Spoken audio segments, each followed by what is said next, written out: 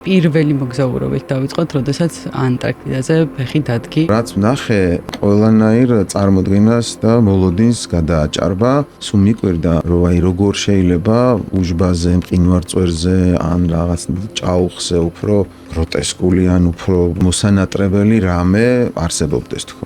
და იქ რომ მოვხვდი, ანტარქტიდა ატარებს ყველაზე დიდ ინფორმაციას ჩვენ წარსულზე. ჩათვალეთ, რომ თქვენ მოიპოვოთ ყველაზე ძველი ისტორიული ნამუშევარი. პლანეტა არის ესეთი სხეული, რომლის დიამეტრი არის 12000 კილომეტრი. და ის სივრცე, სადაც ჩვენ ვარსებობთ, სადაც ჩვენ გვიყვარს, სადაც ჩვენ მოძრაობთ, სადაც ჩვენ ვომობთ, სადაც ჩვენ ღერით ვცეკვავთ და ყველაფერს ვქმნით. ის არის 200 მეტრია.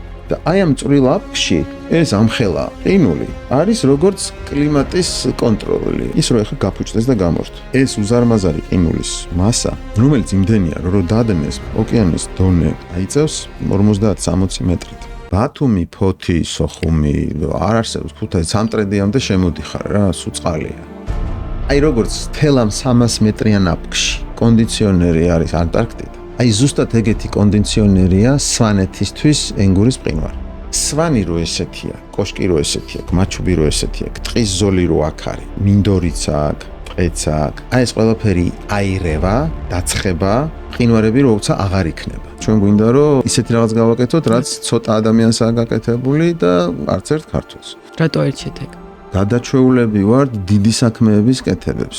ძალიან პატარა ქვეყანა ვართ და ბევრად უფრო მაგარი ვართ და ბევრად უფრო დიდები ვართ, ვიდრე ეს დემოგრაფიული ან ტერიტორიული განზომილება. გოლის გამტანი ხალხი ვართ რა და ვიყავით და რატო არა? ეს ქვეყანა მე პირადად ისე მიყვარს, რომ ქვეყნის სახელით წასვლა უფრო მნიშვნელოვანია ჩემთვის, ვიდრე პირადი ამბავი.